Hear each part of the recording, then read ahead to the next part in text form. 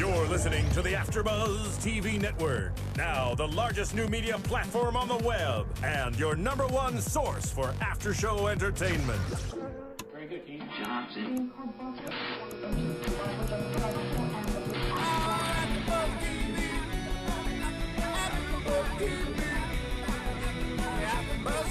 The AFTERBUZZ Studios in Los Angeles, California. Presented by Maria Menounos and Bing.com and streaming live thanks to Akamai Technologies. This is AFTERBUZZ TV's Opening Act After Show. We'll break down tonight's episode and get you all the latest news and gossip.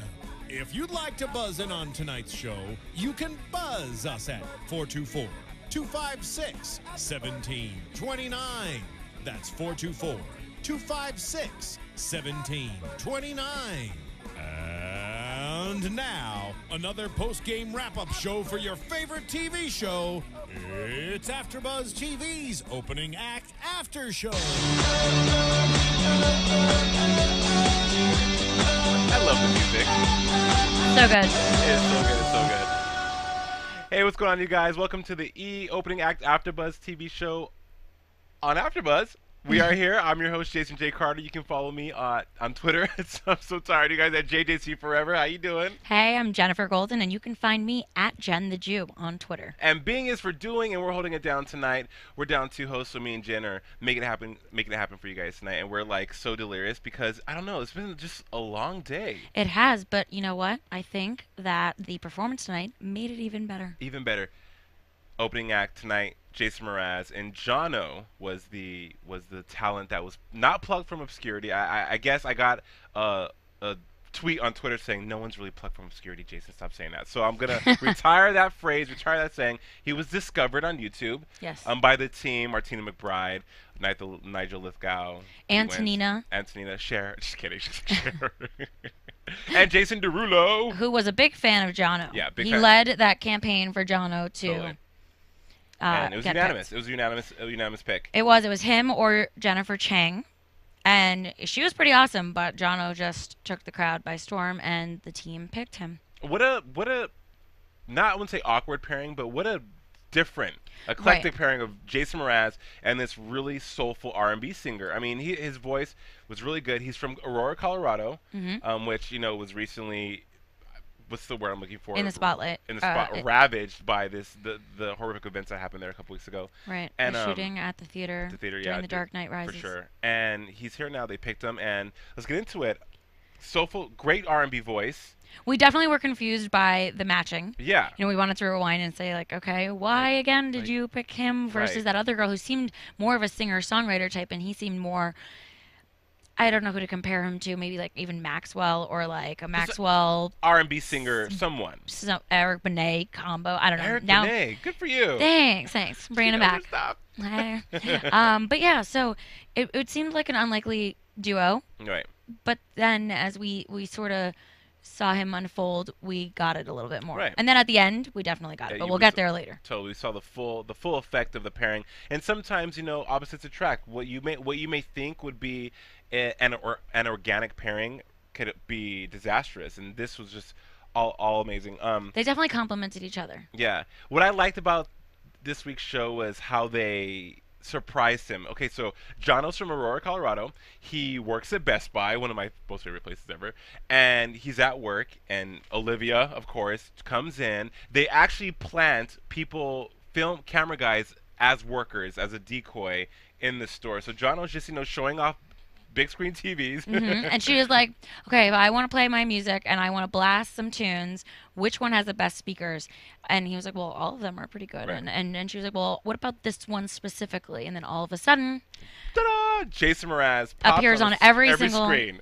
It was great. It was great. And his reaction was so genuine. Yeah, it was genuine. It wasn't like he didn't cry then. No. But he was like, "Oh my gosh, I can't believe this is happening. It's great." It was just really well done reality TV tonight. You know what? When I was seeing the previews for the show, before the show actually premiered, that clip was one of my favorite ones because I thought all of the clips were going to be.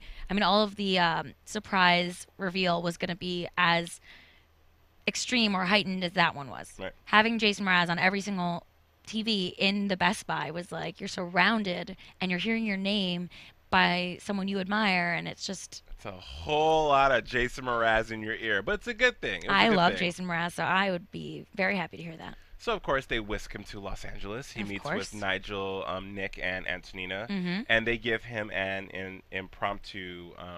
I wouldn't say rehearsal. It's more like an in-your-face audition. But we'll get back to that in a minute. Let's talk about Jono though. We found out in his interview and in his testimonies that he comes from a kind of a broken family. Mm-hmm. His mom is a minister, and as well as his stepdad, and so his dad was trying to become his original dad, his real dad. His Yeah, biological his real father. dad. His biological father was also a musician who didn't make it and succumbed to the effects of drug abuse and Yes. alcohol abuse, and that really had an impact on Jono. It did, because he wanted to, follow in the footsteps as far as being a singer, and had the same, definitely talent. Sure. He's got talent all over him, but he didn't want to go the same path, and he's got religion in his life, and Mm-hmm. and his family supports him like crazy. So Right. he's got all the tools he needs to succeed, and his family background though definitely affected him. Yeah, You he could was see still it. plagued by that. Right. Like you said, his mom was successful. They're with God. The dad is a pastor. The mom's a pastor. They're really heavily involved in church, and he had the support. A lot of people that try to go and be in this industry and leave from home don't have the same kind of support that Jono Right. had. So it was We just saw that in the episode with 24/7, and Right. and how some families just weren't. supportive. They Right. get it. They don't get it. Right. They want more of a realistic dream and more realistic goals for you to have. But it was his struggle mainly was his confidence and really not believing in himself as a singer. And you could totally see that once he gets to LA Right. with Nigel, and they have him really go through the ropes. And Right. I thought he had a great voice. They Yeah. were really ripping him apart though. They were. Before we even get there, it was quite touching to see him reveal his departure from Aurora to LA, in the church setting amongst his community and his parents who were leading the services. And he got up on what is it called in a church? He went up. What's the stage called? Because I know what it Pulpit? is. The pulpit. In the Pulpit? in a temple, it's Tep- called something different. So, Well, what is it called in Temple, Jen? a bima. A Beamer. I got a Beamer. We got a Bema and we drive Beamers. I Right, don't know. So stupid. All right, stereotypes. Let's calm it down at Jen the Jew. But yeah, so he revealed to the entire congregation. Congregation. There you go. I think that's probably the same word in both areas. It is. That he was going to LA, Sure. and they were just through the moon, raving. Floored. You could see the support. Hallelujah. I had chills head to toe. The family just crying and screaming and laughing for him, and he is just like so sweet about the whole thing, and he's just very genuine about Sure. it all. And they waved him off. The whole group got out of the church and waved him off, and he left for LA, still in his Best Buy shirt. I know. Jen, do you agree with me when I say that out of all the talent that we've seen on the opening act show thus far, he's been probably what they've been trying to capture all along. Someone who is not groomed and not, doesn't have the music video, doesn't have the fancy website, doesn't have the money, their face on a tour bus. Just someone who just loves to sing, Right. that really wants this opportunity. He was probably the most accurate depiction of what I think E was trying to go with when they put the show together. Just someone who just Absolutely. wa- And what we were looking to see this whole For time. sure. We've been Finally. waiting for Finally. this person that, and I don't like to use the word deserve or whatever, because if you work hard, you deserve. Everybody deserves something. Great. Right. But he just kind of depicted what you would think of somebody as deserving of Yeah. this opportunity, because it just seemed like he breathed Yeah. singing. And it wasn't over the top either. He wasn't one of those singers that was, how you have like the Boys to Men's. People think because I'm a black man I can sing. I cannot sing. So it's just What? Yeah, I know. Breaking the stereotype. No, but he had a great voice. He just exuded that star quality, and you could see the passion. And I think that really came across in his audition tape for the show. I think that's why they picked him over the other girl. Such a happy, genuine. You could just. He radiates good person. Yeah. And clearly we just saw him in a 1-hour show and might be quick to judge, but they portrayed him well, and with his family background and his priorities just seemed all in line. And like we were saying, when he got to LA, you really saw him in the room with the team, kind of breaking down because a lot of his quality comes from his family and the support in his life, and he's confident in singing because of that. Yeah, I think one thing, it was almost like they he had been taken out of his comfort zone because he in Aurora, Colorado. Nigel asked him, "What's the biggest crowd you perform for?" He said 800 people. He's like, "Well, imagine performing for thousands of people now."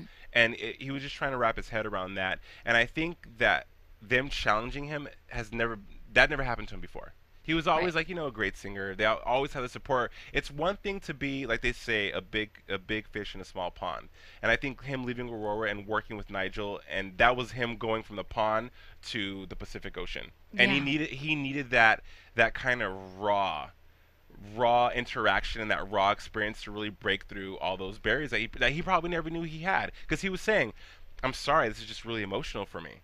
And when he was talking about it, you could see how he was reliving certain things that were hurting him, probably from his father. Right. Or so it was this, and they wanted him to put that into his music, and that's really hard to do. It's really hard to translate those emotions into the art you're experiencing, because we're so guarded. And we're so like, we don't want people to see that vulnerable side of us, because it's tender, it's touchy. And most people spend so much time pushing down those feelings and those issues, and you definitely repress, and you become good at repressing, and then all of a sudden, he's got to face the fact of his father, and that legacy, pulling it out of him, but also changing the legacy to be a more positive one, and then making his family proud, and he thinks he's going to fail, and this is the biggest opportunity of a lifetime for him, so he does not want to fail, and he sort of got thrown to the wolves, and they were hard on him, but I think they were hard on him because he's so good, right? That they wanted to see him succeed, but really succeed. A diamond's made under pressure, and he was a diamond in the rough. And the only way you're going to ever get the best out of somebody sometimes is when you force it out of them, when you make them go against their comfort zone, you make them go against the grain.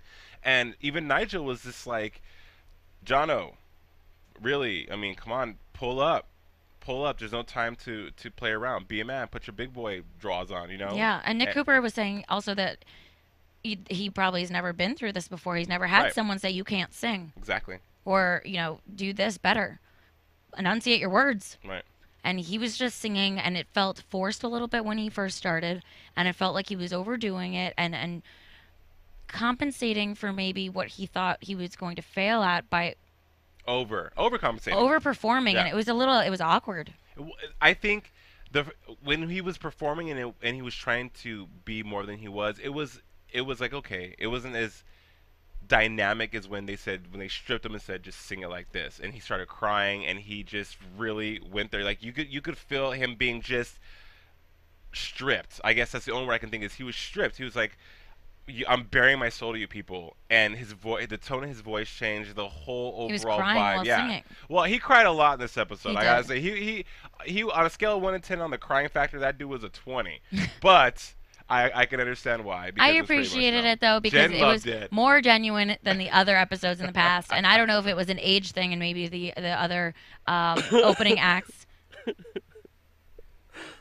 Oh, that was crying? I thought there was You guys don't like my sound effects? Like, I thought there was a ghost crying? or someone above us, like crying, like rigging our show. But also gonna keep throwing it at us. Anyway, I'll make some.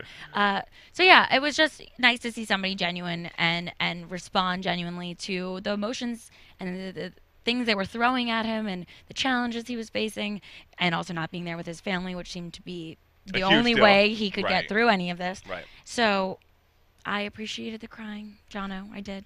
So he comes to L.A. Right. They fly him to L.A. from Aurora, and again he meets with the team, and then they send him to work with a really well-renowned producer, JJP, Jack Joseph Puig. I think that's how you say his name. Yeah. But we're gonna abbreviate and say it's JJP because that's what they said on the show. So he's Yes. JJP, and this guy's worked with everyone. Black Gwen Eyed Stefani, Peas. Black Eyed Peas. A lot of people cranked out a lot of hits for people, and he had a song for him. And he was like, "Okay, let's give it a roll. Let's give it a shot." And things weren't going so hot.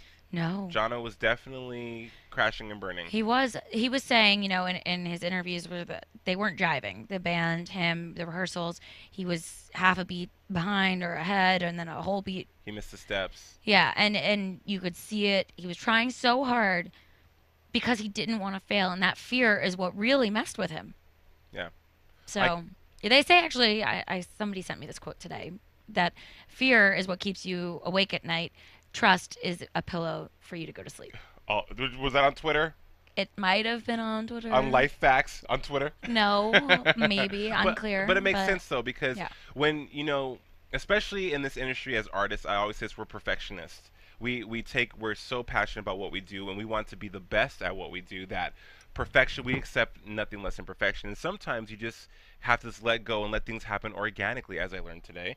Let things happen organically. And I think that when Jono with JJP finally did that, you saw more of an improvement in his performance, because, like I said, he was crashing and burning, ladies and gentlemen. He was not hitting the notes.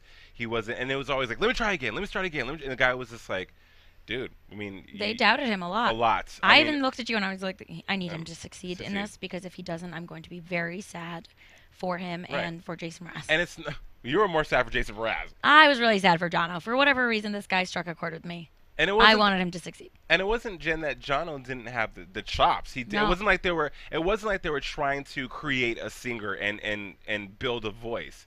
Dude's got game. Dude's got skills.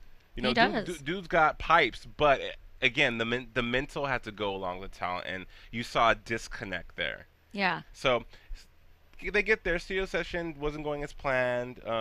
JJP was just like, all right, well, good luck to you. This is it. I like the song. Do you like the song? I do like the song.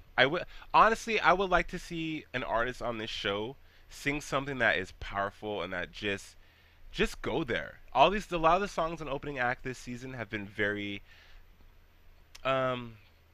canned, like just it's a feel good song. Right. I need a little bit of a fluff song. Yeah, a little bit of a fluff. There's so much fluff, I could fly away. I need more intensity. I keep saying that every AfterBuzz show we do about this is I need intensity. This show is lacking intensity. And I could care less that it's on E. I think that if they had an episode that showed just some dynamic performances, I would be like, yes, finally we have arrived. And it's building. It's definitely building. It's definitely building. I mean, I think something that they also mention every time is that because you're the opening act and nobody knows who you are, they want people to like you. So they give you these sort of fluff songs so that it's like, all right, you're a fun singer, we like you, you're kind of poppy or whatever you are, and it brings the people in. And then the second song is the more soulful, heartfelt song that, you're digging a little deeper and revealing that layer of performance or talent, I guess. And he sang his second song, which was that song that I love, the Aurora song. The Aurora song, yeah, Aurora. Yeah. My home. What is it called? Aurora We Stand. Aurora We Stand. And so eerily coincidental that what has happened in Aurora. It's so timely. It's insane. It's insane. It's uncanny. AfterBuzzers, if you're tuning in, we're talking about the E Opening Act show tonight with Jason Mraz and Jono. We're talking about his preparation for his performance in Hawaii with Jason Mraz. So just while we're here, AfterBuzzers, right after you watch our show or listen to our podcast, you should really check out the Amazon banner at the top of the screen and make all your purchases on Amazon through there, because if you click there, we get a kickback and it helps us continue bringing you these awesome AfterBuzz after shows and helps us keep the lights on. And we also love to hear what you buy, or maybe he doesn't, but I do. I like to know what you buy because I happen to shop on Amazon often. Incessantly. In fact, at my day job today, I recommended that they all do that if they're going to shop. Help AfterBuzz out. Shop through that banner and let us know, your thoughts on the show, what you bought through Amazon. We want to hear from you. We love hearing from fans. For sure. Jen, retail therapy is also known as an addiction. I'm going to stick with therapy, which is a positive thing and not an addiction. So we're in Hawaii now with Jono. Yes. He's there, and he's having a heart-to-heart with Olivia, who, Okay. So, I liked her better this time yeah, too. I know you we're- were gonna go there, right, and yeah? she felt more like a confidant, a friend, Right. less of a handler and like a random More of extra. But having a purpose finally. Right. Right. She did. You it were was very like right. Olivia. She. I feel like she's that one bag that Southwest Airlines never lets you take on. That you have to check. That you're just like, oh, I gotta take this bag finally. You know, whatever. She's like the third wheel. It's like where did she come from? You know, like who? It's so random. But she's in Hawaii with Jono. And they're just talking about, you know, his dad and family is important to him. And lo and behold, on a kayak in the water, it's Jono's family. we called that. We're like, that's so weird that she's asking him these leading questions, like, you know, what would make this experience better for you, Oh, or my is it so family. hard, you know, being so far from your I miss family? my family. And she's like, you know, it's probably sad that they're not going to be here to see So your sad. show. So sad. So As he's so crying sad. yet again. Of course. And then, lo and behold, we look toward the water. It's like 12 people on a kayak, y'all. Seriously. It was amazing, and there they were, plucked from not obscurity. Not obscurity, But the yeah, water, they but plucked from the water. Like with the big old buff Hawaiian dude, just like with the horn, like just boating them along. It was great. It was like, you know what, that is great television right there. I was happy to see the family because I was too. A, it's a vacation, B, it's an experience of a lifetime, and C, I don't know, there's no C. That was all I had. So he gets to Hawaii, and things are going great. You know, he's gearing up for the show, and it's about to happen, and he's having a little bit of pre-show jitters, as most performers do. Wait, how about though, just before we leave the family quickly and we move on to that, when Olivia and her purpose comes out and she's bringing the computer to show Jono, here's a surprise, and he's like, what is this? She's usually coming with either bad news or something scary that she's throwing a wrench in here. And she's like, here's this green laptop. Watch this video. And who's there? Jason Mraz. Jason Mraz, asking him to perform a duet with him during the show. Right. Predictable. Yeah. But exciting, But nonetheless. exciting. Well, you're a huge Jason Mraz fan, right? Yes, so maybe Yeah. that's why it was exciting. I'm excited for the talent. You get to perform a duet. They did one with Rod Stewart. They did one With Gym Class Hero. Well, actually, they didn't perform with Gym Class Heroes. No. With They Jason didn't, Aldean. They didn't do one with him. They didn't even show his performance, but that's, you know, my own issue with that. But yeah, so he asked him to do a duet, and super excited. It's going to be I'm Yours, my favorite Jason Mraz song. Is that your favorite Mraz song? It is that one, and also that new one, I Won't Give Up. I won't give up. I could have sworn. See, you can sing. You're lying. Dude, You're lying all over the place. I'm a closet Jason Mraz fan. I'm coming out. This is my coming out after Buzzers. I love Jason Mraz. You outed me, Jen. I did. Where would you, maybe download some Jason Mraz? I mean, yeah, and like have a Jason Mraz like night. Yeah, but where would you get his music if you were to? Well, I'm a big fan of iTunes. And After Buzzers, if you want to go on iTunes, which you should check out all of our podcasts. There's an iTunes app for AfterBuzz. You can put on your iPhone and on your iPad. Download our podcast. They're free. Rate us. Give us comments. We love to hear from you guys. You guys make what we do so much more fun and just that much better. So go to iTunes. Check us out. Tons of after shows from AfterBuzz. Lots of viewing pleasure. Lots of listening pleasure. I promise you won't be disappointed. That's where I go get my Jason Mraz from. Does a duet. Jono does a duet with him, and it's cool. The whole performance was great because not only did he have the jitters in the beginning, but he went out there and smashed it. Yeah, he did. He killed it all over the place. Both of his songs. I mean, he pulled it together. He did. He definitely pulled up and made it happen. I will say I wasn't a fan of him performing barefoot though. What is that? I don't know. You were not happy about that though. No, is that barefoot? I'm like, keep your shoes on. You don't know. It's just people who dance barefoot and people who perform barefoot. I don't know if they're trying to get connected with like the universe, nature, whatever. But it's just so awkward to me. You know, it might have been part of the whole Hawaii vibe, except that nobody else was barefoot, so right. it was a little Mraz strange. wasn't barefoot. If Mraz was barefoot, I would have said like he's, joining the bandwagon on whatever Mraz is doing, and But you could definitely see that the choice the team made picking Jono for Mraz came to fruition in this performance because they were so they vibed off each other really well. There was no, it wasn't awkward. It was like, all right, I can see They were buddies. This. Yeah, they were definitely buddies. Jason Mraz was definitely, I think, the most motivating and positive celebrity acts on the shows thus far because he really embraced the opening act and was like, you got to like your opening act. You got to share the dressing room with the opening act. So it's awesome that this guy's so humble and so honored to be here. and I'm happy to have him as my opening act. That, and they sounded great together. Their voices Absolutely matched perfectly. If you hear the song "I'm Yours," like the actual recording of it, there is a voice in the background that sounds like Jono. Yeah. So it was almost perfect that it was in line with that whole thing, and they just sounded like a cool like island vibe. They did a Hawaii kind of remix, a Hawaii dub. It was which awesome. I mean, they're in Hawaii. Mahalo, aloha. You know, it's on island time. Everything's very chill in Hawaii. That's how you do it.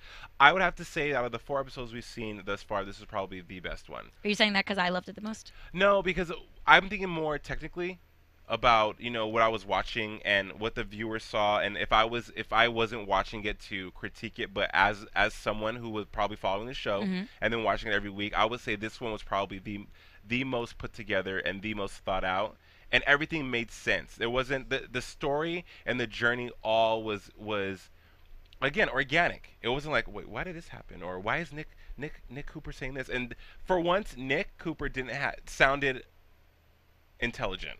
Yeah, and he gave a real vocal lesson. Yes. It like you saw him helping him breathe and Yeah. and really getting him polished for the performance, and it was nice to see that it all worked out in the end because his performance was awesome. There wasn't like this huge pep talk that it was just like, okay, well that was pointless because we knew that was going to happen. So Right. It didn't also seem manufactured. Like there seemed like there were real issues there, which having his family at the end when he ran out to them and they all hugged him and the little sister was like, "My brother was so awesome."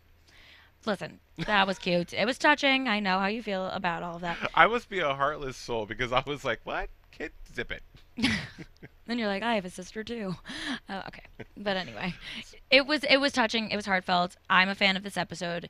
If the episodes continue in this way, I think that the show will be more of a success than it's been. For sure. News. First, maybe should we go to a tape commercial? Well, yeah, we'll be right back after this commercial break. After Buzzers. Hey there, good buddies. The handle's Woolly Bear.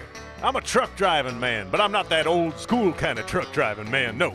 I like to listen to podcasts while I'm driving through these great United States of ours. And my favorite podcasts in the world are from AFTERBUZZ TV. And why? Because AFTERBUZZ TV's like a post-game wrap-up show for all your favorite TV shows. Like Jersey Shore, Dancing with the Stars, Mad Men, and a whole truckload more. I like listening to my Gossip Girl podcast, catching up with all my fellow fans and getting all the latest news and gossip. No, I got some strong opinions. And AFTERBUZZ TV lets me share those opinions with thousands of other listeners. Woo-wee, what a feeling. I used to doze off on those lonely stretches of road. And don't worry, I got the cruise control. But now I'm wide awake and listening to all the AFTERBUZZ TV goodness. Check them out, give them a holler, and tell them the old Woolly Bear sent you. And AFTERBUZZ TV News. AFTERBUZZ is back. You're watching the Opening Act AFTERBUZZ show. And it's time for Jen the Jew with the news. Yeah. So, big news. Big news. Jono, our friend Jono, he recorded that song Aurora We Stand with some other local Aurora talent singers, and it's on iTunes now, and all the proceeds go to the families of the shooting at the Aurora movie theater that recently happened where 12 were killed, and it was at The Dark Knight Rises. Again, it's uncanny how this show timing with it's Jono. Spooky, but so needed beautiful, and crucial. Right. Even.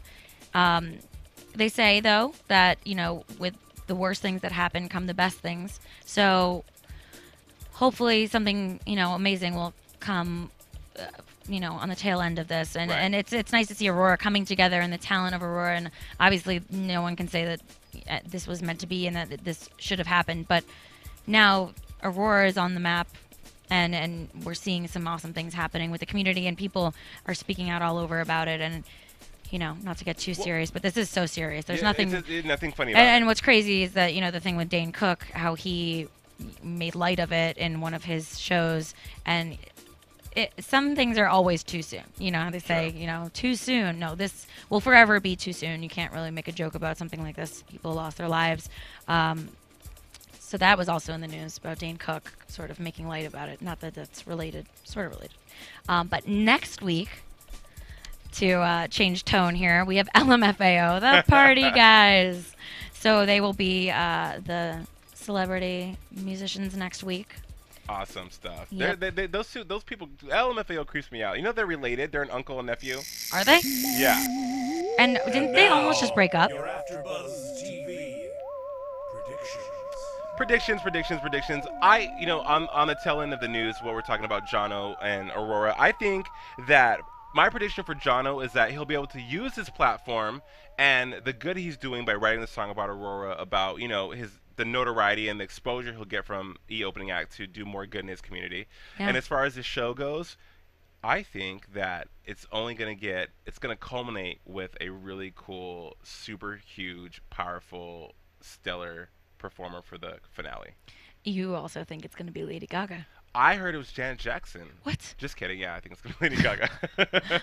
Okay, I'm confused. But yeah, that would be really awesome, and to continue seeing really awesome stories. I don't remember who the person was with LMFAO, but I'm sure it's going to be. Wait, I think it's the person that drinks. It's actually a band. Oh, it's a band. So that girl may be the one with Lady Gaga, because we did see that dramatic clip that was some girl that couldn't keep it together, and instead of rehearsing, she was out drinking. No, that's next week. That's with the LMFAO. Oh, but she's part of the band. She's part of the band. Okay. Yeah, I must have blinked. The drama is with the band next week. I must have blinked while that happened. But You're too busy oogling Jason Mraz. I love him. I can't help it. But yeah, so I think the show will get better. The stories seem to be progressing and having a little bit more depth to them. Yeah.